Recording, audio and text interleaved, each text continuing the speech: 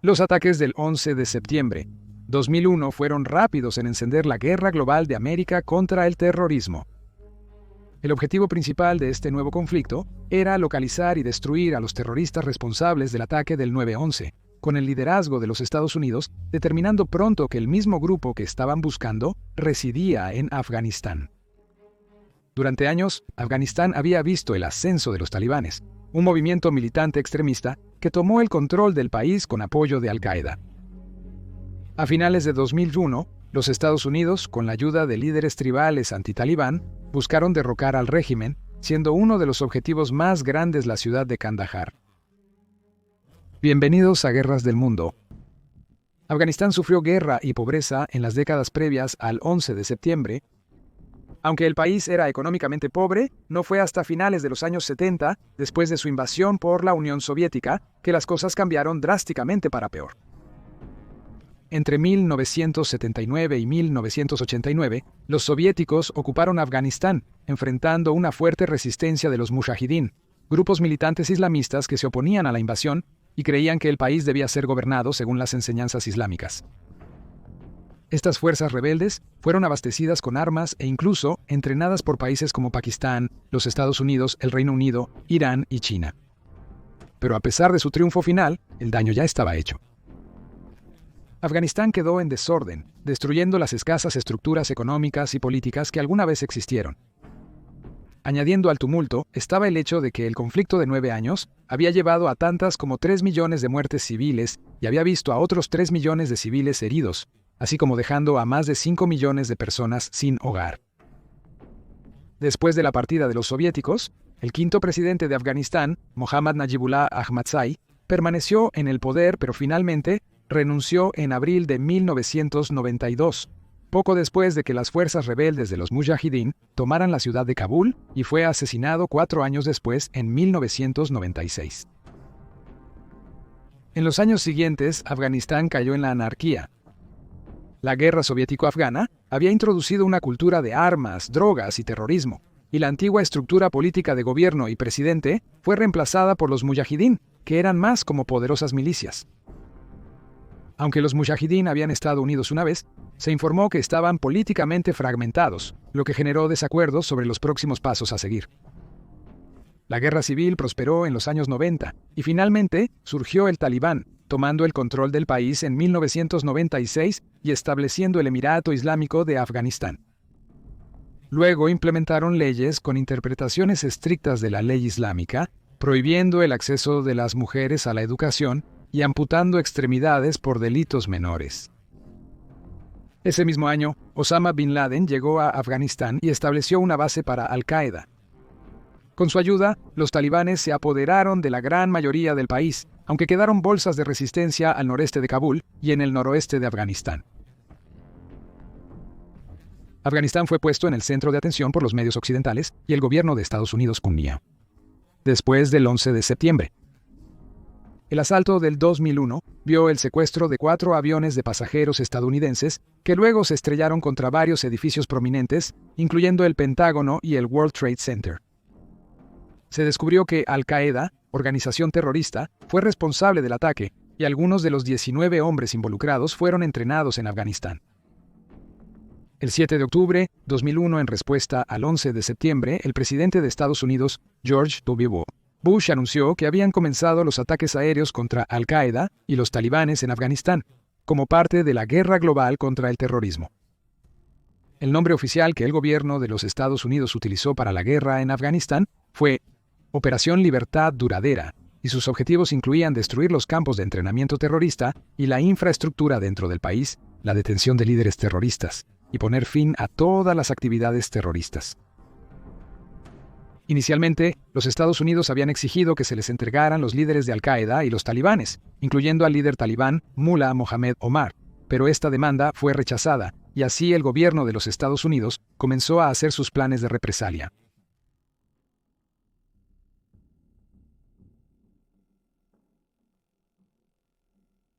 El liderazgo de los Estados Unidos comenzó a planificar los pasos necesarios para iniciar y llevar a cabo con éxito una guerra contra los extremistas en Afganistán. Pero enfrentó dificultades.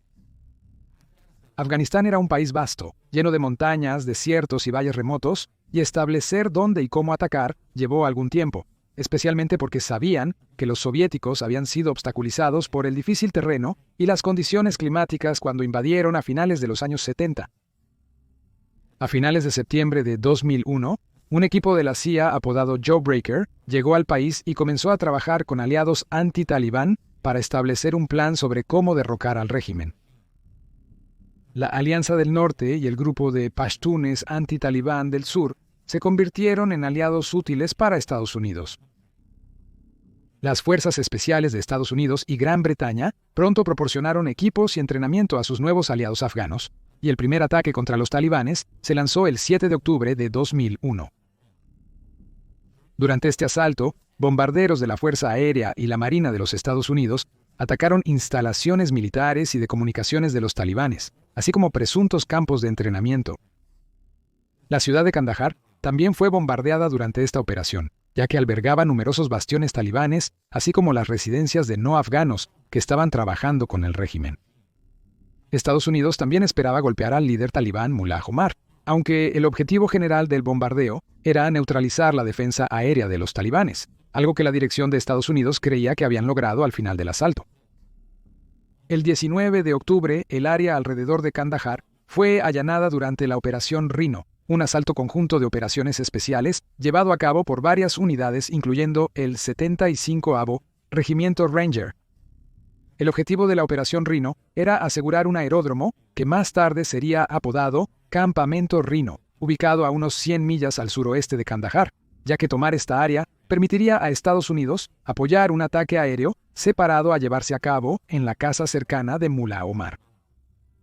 El aeródromo tenía una pista pavimentada de 6.400 pies, construida sobre un lecho de lago seco. No había agua corriente y solo unos pocos edificios, ya que originalmente se había pensado como un campamento de caza para el ahora presidente de los Emiratos Árabes Unidos, Mohammed bin Zayed. Pero la inteligencia en torno al momento del asalto en 2001 sugería que probablemente no se estaba utilizando. El general Tommy Franks del Comando Central de los Estados Unidos declaró más tarde que otro beneficio de la operación sería que los Estados Unidos podrían demostrar a los talibanes que podían llevar a cabo un ataque sorpresa en el corazón del territorio del régimen. También destacarían las ciudades capturadas por la Alianza del Norte. Antes de desplegar las tropas terrestres, las fuerzas aéreas de los Estados Unidos atacaron varias metas alrededor del aeródromo, informando que cerca de 11 combatientes talibanes fueron abatidos y varios huyeron del área. Después de esto, se enviaron tropas terrestres con un grupo de Rangers asegurando el área y estableciendo posiciones defensivas estratégicas. En general, los equipos estadounidenses encontraron poca resistencia y no sufrieron bajas. La misión se completó en menos de 5 horas y media. Y en los días siguientes, se estableció un campamento alrededor de la pista de aterrizaje y se entregó a una unidad de Marines de los Estados Unidos. Las imágenes de video capturadas durante esta operación se distribuyeron en los Estados Unidos como propaganda positiva. Por esta época, las tropas intentaron retomar el control de las regiones del norte y noreste tras el asesinato del líder de la Alianza del Norte por Al-Qaeda el 9 de septiembre. Los Estados Unidos comenzaron a buscar sucesores, estableciendo finalmente a los generales Fahim Khan y Bismillah Khan como los nuevos líderes de la Alianza del Norte. Después de tomar el campamento Rhino, los soldados estadounidenses evidenciaron el prolongado estancamiento entre la Alianza del Norte y los talibanes, que precedió por años a la invasión de Estados Unidos. La Alianza del Norte controlaba una antigua base aérea soviética en las llanuras de Shamalai, inaccesible para los talibanes debido a los campos minados. La tensión se redujo cuando Estados Unidos convocó ataques aéreos contra el enemigo. El bombardeo se prolongó por semanas, matando a cientos de talibanes, interrumpiendo su apoyo y dañando gravemente su comando. La Alianza del Norte posteriormente lanzó un ataque el 13 de noviembre, que finalmente los llevó a tomar Kabul en un solo día sin incidentes. La reconquista de la ciudad obligó a los miembros de los talibanes y Al-Qaeda a moverse hacia Kandahar en el sur. Durante el mes de noviembre, los talibanes abandonaron más puestos, optando a menudo por huir hacia Kandahar. Los intentos de recuperar la ciudad de Mazar-e-Sharif del control de los talibanes también comenzaron el 17 de octubre, aunque la batalla por la ciudad no ocurrió hasta noviembre. En los días previos, las tropas de la Alianza del Norte se movieron hacia la ciudad, cortando las líneas telefónicas, mientras que el 2 de noviembre, los Boinas Verdes, así como varios miembros del equipo Bravo de la CIA, llegaron al valle de Dari al-Balkh para apoyar al general Mohammed Atta-Nur de la Alianza del Norte y a sus hombres. En los días posteriores, varias aldeas fueron liberadas del dominio talibán. Poco después, los Estados Unidos comenzaron a lanzar propaganda en la ciudad de Mazar-i-Sharif a través de folletos y listando frecuencias de radio donde los civiles podían escuchar la versión estadounidense de los eventos. Después, las fuerzas especiales establecieron designadores láser alrededor de la ciudad, señalando los objetivos que serían atacados por municiones guiadas. El 7 y 8 de noviembre, en preparación para la batalla de Mazar-e-Sharif, los bombarderos estadounidenses atacaron a los defensores talibanes que se habían agrupado en Cheshma-e en el extremo sur de la ciudad, y aquellos en el paso de Hajigak. Un excomandante talibán llamado Molfi Abdul Akhundzada recordaría más tarde la escena macabra, cita: "Cuando comenzó el bombardeo, estaba comandando a unos 400 luchadores en las líneas del frente, cerca de Mazar-e-Sharif. Las bombas cegaron a nuestros hombres como una segadora cosechando trigo. Los cuerpos fueron desmembrados. Los luchadores aturdidos sangraban por los oídos y la nariz debido a los efectos de las bombas. No pudimos enterrar a los muertos. Nuestros refuerzos murieron en sus trincheras". Fin de la cita. El 9 de noviembre, finalmente comenzó la lucha por Mazar-e-Sharif, iniciándose cuando miembros de la CIA llamaron a ataques aéreos contra los talibanes en el paso Tanji, que lleva desde el valle de Balkh a la ciudad. En represalia por el bombardeo aéreo, los talibanes lanzaron cohetes desde un BM-21 Grad, un lanzacohetes múltiple que quedó de la invasión soviética. Mientras tanto, la Alianza del Norte inició su propio ataque, montando caballos o en camionetas. En las siguientes horas, esas fuerzas capturaron la principal base militar y aeropuerto de la ciudad. En la ciudad, encontraron poca resistencia. Muchos centros de control fuera de las aldeas habían sido atacados, por lo que los talibanes huyeron hacia Kunduz para recuperarse y planear estrategias. Durante la lucha por la ciudad, entre 400 y 600 personas murieron, aunque no está claro cuántas eran civiles y cuántas eran talibanes. Alrededor de 1.500 talibanes desertaron o fueron capturados. Aunque las fuerzas talibanes se habían ido, la batalla no había terminado, porque cientos de voluntarios pakistaníes habían llegado a la ciudad en los días siguientes, movilizados y reclutados por Sufi Muhammad, un islamista suní responsable de la creación de un grupo militante que buscaba implementar la ley Sharia en Pakistán. Muchos de los voluntarios eran adolescentes y terminaron en la escuela de niñas Sultan Razi, que se había convertido en un cuartel. En los días siguientes, cientos de los voluntarios fueron asesinados y aunque la Alianza del Norte ofreció negociaciones, estas fueron rechazadas repetidamente. Después de las lesiones a civiles y los asesinatos de varios enviados de paz a manos de los voluntarios, los miembros de la Alianza del Norte comenzaron a devolver el fuego, y el subsiguiente tiroteo retumbó en la ciudad durante horas. Más tarde se descubrieron garabatos en la pared como "Nunca rendirse y morir por Pakistán". Tras el tiroteo, los líderes de Estados Unidos aprobaron bombardear el edificio. El final de la batalla por Mazar-e-Sharif fue recibido con fuertes críticas, sin embargo, con funcionarios de organizaciones como las Naciones Unidas, alegando que las tropas de la Alianza del Norte habían masacrado a los voluntarios cuando intentaron rendirse antes de que se lanzaran las bombas. Según las afirmaciones, los voluntarios se dieron cuenta de las bombas e intentaron huir, pero fueron disparados por miembros de la Alianza del Norte, resultando en la muerte de 800 de los 900. Un informe posterior del Seattle Times observó que muchos de los chicos que habían sido reclutados no estaban preparados para la batalla. Eran chicos de granja, muchos analfabetos y pobres. Sufi Muhammad usó altavoces conectados a camionetas para transmitir su mensaje, alentando a los inexpertos y vulnerables a luchar por su Dios, declarando, cito, "Aquellos que mueren luchando por Dios no mueren. Aquellos que van a la yihad viven para siempre en el paraíso". Fin de la cita. Un hombre en la comunidad creía que los chicos estaban insatisfechos con la vida, lo que ayudó a impulsarlos a ser voluntarios. Por su parte, los líderes de la Alianza del Norte ofrecieron diferentes explicaciones sobre el destino de los cientos de voluntarios. Uno dijo que todos los chicos murieron en el bombardeo. Otro dijo que algunos murieron a causa de sus heridas después de sobrevivir a las explosiones. Un carcelero alegó que un accidente de tráfico mató al menos a 43 prisioneros. un joven comandante finalmente reveló que algunos de los chicos estaban siendo retenidos como esclavos, con otro añadiendo que hasta 1.500 chicos habían sido tomados durante los meses. Pero a pesar de la controversia, poco se hizo acerca de los chicos capturados con trabajadores de la Cruz Roja, oficiales de la Organización de las Naciones Unidas y soldados estadounidenses, señalando que era una situación delicada, ya que no querían alienar a aquellos con los que trabajaban. Algunos de estos chicos fueron liberados tras el pago de rescate por parte de sus familias. Sin embargo, la captura de la ciudad fue un éxito, con el Comando Central de los Estados Unidos, señalando que no creían que el control de Mazar-e-Sharif se recuperaría hasta el año siguiente. La recaptura de la ciudad benefició estratégicamente a Estados Unidos y sus aliados al permitir reabrir las rutas de suministro. La batalla fue considerada la primera gran derrota talibán, y la escuela de niñas se reconstruyó tras recuperar la ciudad.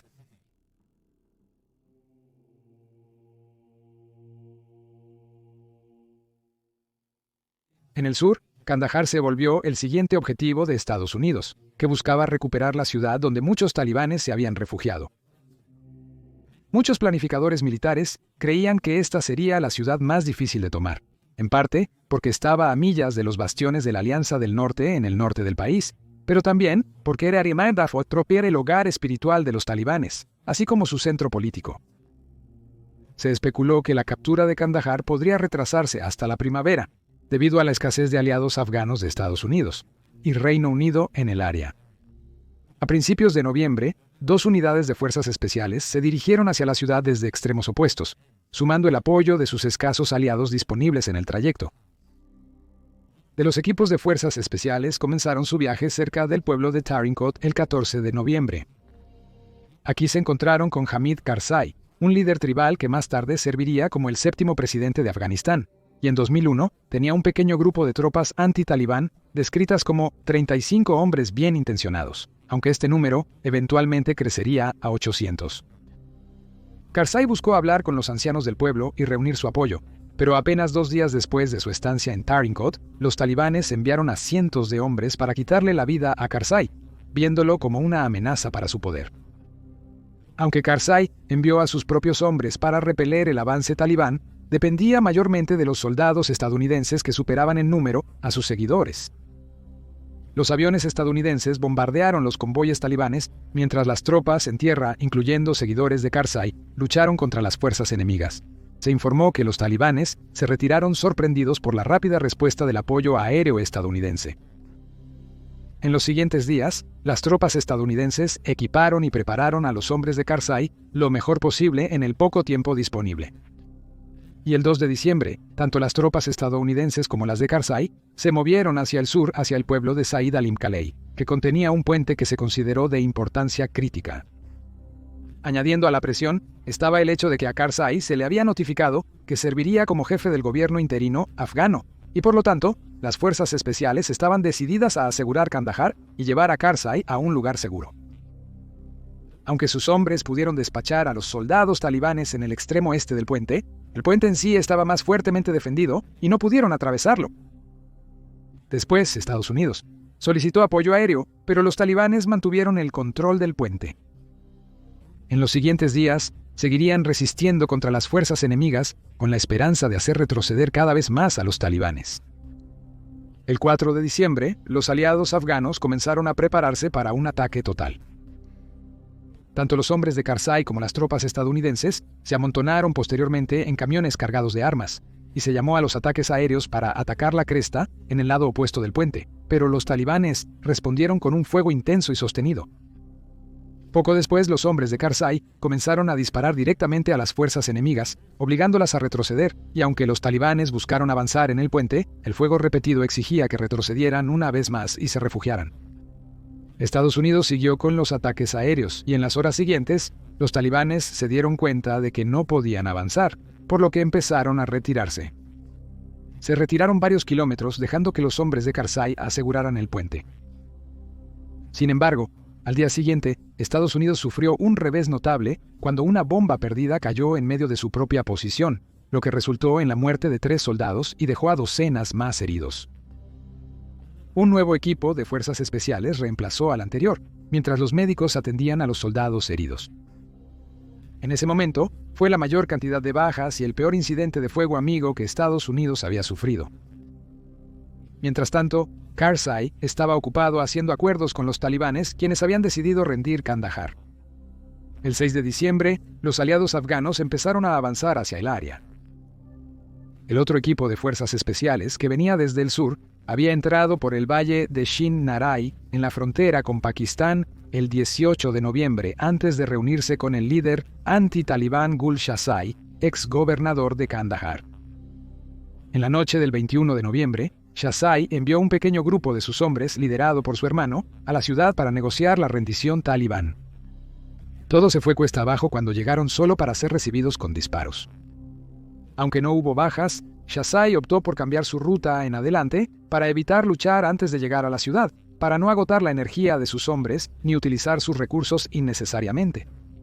Después avanzaron más allá del bastión talibán próximo y se adentraron en el distrito de Argestán. En la mañana del 22 de noviembre, sus hombres en un convoy de alrededor de 100 vehículos viajaron hacia el pueblo de Takht-e-Pol en la provincia de Balkh, encontrando poca resistencia en el camino. No fue hasta que llegaron a un valle, justo al este de la carretera 4, a unas 3 millas del pueblo, que Shazai intentó una vez más alcanzar una tregua con los talibanes. Una vez más, la pequeña fuerza que había enviado fue emboscada por los talibanes, quienes no tenían interés en rendirse, y las fuerzas especiales estadounidenses llamaron a apoyo aéreo para poner fin al asalto. Aunque los hombres de Shazai lograron retirarse, antes, los talibanes se posicionaron a lo largo de la carretera 4 para disparar con ametralladoras pesadas y RPGs. Las tropas estadounidenses dirigieron la batalla subsiguiente, llevando a sus aliados y solicitando más apoyo aéreo, lo que provocó la rápida retirada de los talibanes antes de abandonar el pueblo por completo. El 24 de noviembre por la mañana, los hombres de Shazai invadieron el pueblo. Dividieron la carretera en dos entre Kandahar y Charman, Pakistán, estableciendo puntos de control al norte y al sur de la zona. En los días posteriores, las tropas de Estados Unidos instalaron un puesto de observación con vista al aeropuerto en Kandahar. Pudieron ver a las fuerzas enemigas y ordenar ataques aéreos entre el mirador y la instalación, eliminando a los talibanes de su camino. Los talibanes devolvieron el fuego, enviando proyectiles de artillería y cohetes al mirador y al pueblo, pero el constante bombardeo fue demasiado y comenzó a desgastar su determinación. Algunos grupos talibanes comenzaron a moverse hacia el norte, hacia el pueblo de Spin Buldak, donde tomaron posiciones defensivas cerca de los hombres de Shazai, pero aparentemente no parecían ser una gran amenaza, y lo fueron aún menos cuando un equipo de marines estadounidenses también tomó una posición defensiva en el cercano campamento Rhino. A principios de diciembre, los estadounidenses y los hombres de Shazai se alistaban para capturar Kandahar. A pesar de los intentos de los talibanes de lanzar ataques sorpresa a través de canales secos alrededor de Kandahar, sus asaltos fueron fácilmente rechazados y los aliados afganos capturaron varias posiciones enemigas. Estados Unidos y sus aliados iniciaron su ataque en el aeródromo, esperando una fuerte respuesta, pero se sorprendieron al no recibir ningún fuego de los talibanes. Shazai fue informado rápidamente que los talibanes habían dejado la ciudad según el acuerdo alcanzado con Karzai. Después de la noticia, Shazai y un pequeño grupo de seguridad y algunos del equipo estadounidense fueron a la casa donde él había vivido en la ciudad. Las tropas restantes se unieron a ellos al día siguiente, tomando residencia en la casa del gobernador, mientras Karzai reinstalaba a Shazai en su antigua posición. Kandahar fue oficialmente asegurada el 6 de diciembre, con muchas fuerzas enemigas habiendo sido expulsadas a las áreas más rurales de Afganistán, o cruzando la frontera hacia Pakistán.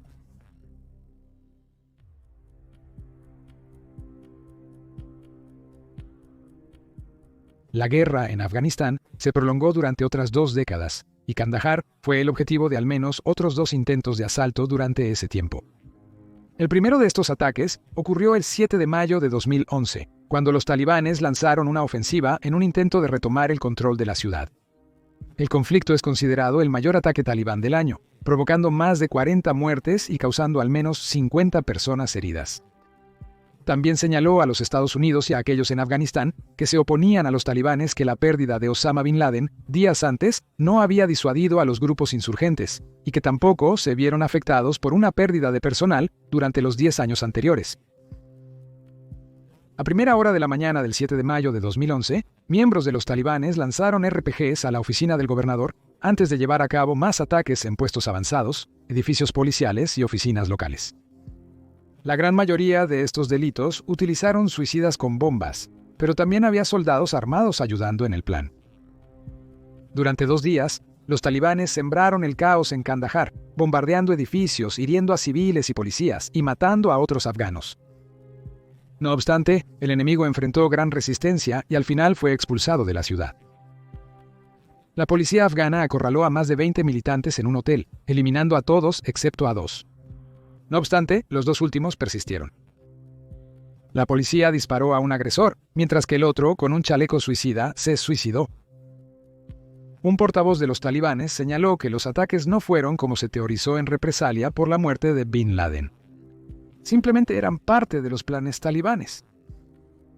La tercera batalla de Kandahar ocurrió el 9 de julio de 2021, cuando los talibanes intentaron una vez más recuperar el control de la ciudad. Durante semanas, el Ejército Nacional Afgano y los talibanes lucharon dentro de la ciudad, lo que finalmente agotó a muchos soldados que huyeron para evitar ser capturados por el enemigo. Para entonces, las tropas estadounidenses estaban siendo retiradas del país, dejando a muchas ciudades y pueblos vulnerables y con defensas débiles, especialmente después de los ataques de los talibanes.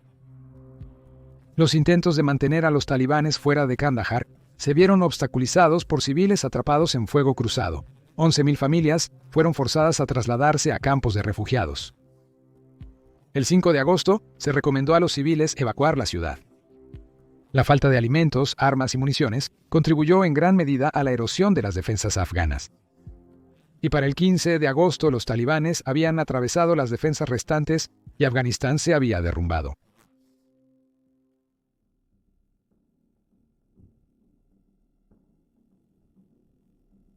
La batalla inicial de Kandahar fue un gran triunfo para Estados Unidos, sus aliados y líderes afganos opuestos a los talibanes, siendo una proeza formidable para la guerra contra el terrorismo en ese momento. Los analistas han dado crédito a la formación exhaustiva y la dedicación en ayudar a derrumbar a los talibanes solo meses después de la invasión estadounidense de Afganistán, mientras que su poder de fuego y alianzas con otros afganos también jugaron roles importantes. Pero, como es sabido, no iba a durar. En 2012, funcionarios de Estados Unidos y Afganistán comenzaron a planificar la retirada estadounidense del país. En mayo, pudieron elaborar un marco para la cooperación económica y de seguridad entre las 2 naciones, después de que las tropas de combate de la OTAN se retiraran en 2014, con los Estados Unidos comprometiéndose a prestar apoyo militar al gobierno de Afganistán en los años siguientes. El acuerdo no especificaba si los soldados de los Estados Unidos y la OTAN se quedarían para ayudar con la capacitación y asesoramiento, pero un pacto separado llamado Acuerdo de Seguridad Bilateral respondería a esta pregunta. Sin embargo, no fue hasta finales de 2014 que se firmó este acuerdo, cuando Ashraf Ghani fue inaugurado como el nuevo presidente de Afganistán en septiembre. Aunque los Estados Unidos y la OTAN terminaron formalmente su misión de combate en diciembre de ese año, alrededor de 13.000 soldados se quedaron hasta en 2020 y 2021, cuando finalmente se retiraron las tropas del país. Como se mencionó, la batalla de Kandahar de 2021 fue crucial en el resurgimiento de los talibanes. Sin el respaldo de los Estados Unidos, Afganistán volvió a caer bajo el control de los talibanes, donde permanece hoy. La guerra generalizada en Afganistán duró 19 años y 10 meses, y vio la muerte de hasta 212.000 personas, incluyendo más de 46.000 civiles. Pero es el resultado de la guerra lo que de alguna manera es peor. El país está sufriendo actualmente lo que se considera una de las peores crisis humanitarias de nuestro tiempo. Los opositores de los talibanes están siendo arrestados y torturados ilegalmente, desapareciendo sin dejar rastro, y las minorías están siendo fuertemente discriminadas. Los derechos de mujeres y niñas están siendo borrados y la pobreza es rampante. Muchos hogares luchan por satisfacer sus necesidades básicas, mientras que los desastres naturales por el cambio climático han devastado el país y desplazado a cientos de familias. La inseguridad alimentaria y la hambruna están muy extendidas y se espera que la situación empeore. En 2022, el jefe humanitario de la Organización de las Naciones Unidas, Martin Griffiths, declaró que problemas como la pobreza y la inseguridad alimentaria han sido durante mucho tiempo una triste realidad en el país, pero que desde la toma de poder por parte de los talibanes, la situación se ha vuelto crítica.